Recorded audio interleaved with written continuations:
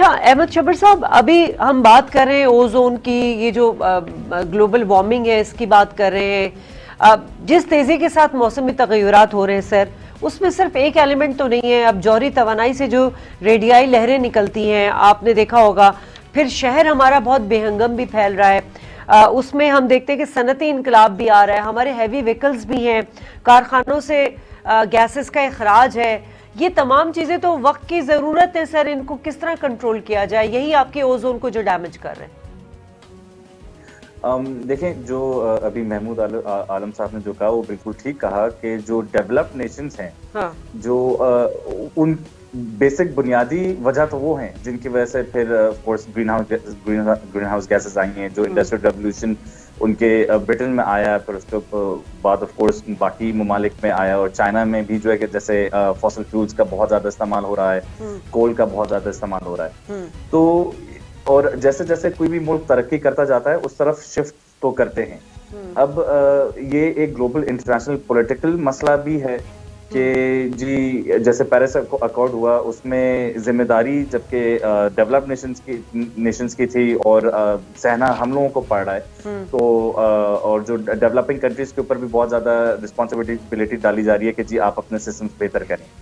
तो देखें, अब ये एक काम हम कर सकते हैं कि जो डेवलप्ड नेशंस हैं उनसे, और या कम से कम जो इस तरह के डेवलप्ड नेशंस हैं जो रिस्पॉन्सिबिलिटी के साथ चल रहे हैं, उनसे सिस्टम सीख के अभी से हम लोग अपने सिस्टम जरा से बेहतर कर लें। जो जैसे इंडस्ट्रियल सीवेज का ये जो डेवलप्ड नेशंस हैं, इन्होंने एग्रीमेंट तो किए हैं, कुछ एग्रीमेंट्स किए, मगर उसके ऊपर कोई, अब जैसे ट्रम्प साहब तो कहते हैं कि कोई माहौलियाती तब्दीली कुछ होता ही नहीं है। हाँ, बिल्कुल। अच्छा, वो जो लफ्ज ग्लोबल वार्मिंग है, हाँ, उसको लोग लेके पकड़ के बैठ गए हैं। ग्लोबल वार्मिंग, जहाँ पे सर्दी बर्फ पड़ी होती है वहां पे कहते हैं सर अगर ग्लोबल वार्मिंग हो रही है तो यहाँ पे बर्फ क्यों पड़ रही है? तो इस वजह से क्लाइमेट चेंज ज्यादा अप्रोप्रिएट टर्म है जो कि अब रिसेंटली ज्यादा इस्तेमाल होना चाहिए। मेरे ज़हन में एक सवाल आ रहा है कि अब देखें जो भी क्लाइमेट आ रहा है वो बहुत एक्सट्रीम लेवल पर आ रहा है। मतलब अगर गर्मी हो रही है तो एक्सट्रीम हो रही है, सर्दियां होंगी तो एक्सट्रीम होंगी, बारिशें, सैलाब, ये सब कुछ ये एक्सट्रीम लेवल पर होगा। यही मौसमी तगय्युरात हैं। जी बिल्कुल, एब्सोल्युटली। और अगर आप देखें तो जैसे डेजर्ट एक होता है, सहारा जो होता है, उसमें भी जो है एक्सट्रीम मौसम ही देखा जाता है, क्योंकि ऑफ कोर्स वहाँ पे क्लाउड कवर इतना ज्यादा नहीं होता। तो जब गर्मी होती है तो बहुत ज्यादा गर्मी होती है, जब रात में ठंड पड़ती है तो बहुत ज्यादा ठंड पड़ती है।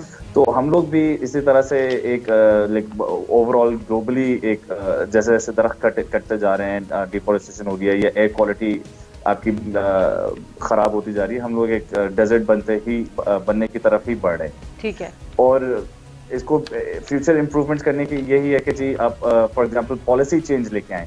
अब इश्तियाक साहब ने जैसे कहा कि जो बिलियन ट्री सुनामी, और ऑफ कोर्स इमरान खान साहब बात कर रहे हैं, सिर्फ एक दो काम से या एक दो एक्टिविटी से सर कुछ नहीं होगा। आपको एक कंसिस्टेंटली, जैसे खान साहब कंसिस्टेंटली बात कर रहे हैं, जो कि यानी कहते हैं एक इंकरेजिंग बात है, कंसिस्टेंटली आपको काम करते रहना पड़ेगा और एक ऊपर लेवल पे और थ्रू आउट द सिस्टम एक पॉलिसी चेंज लानी। ठीक।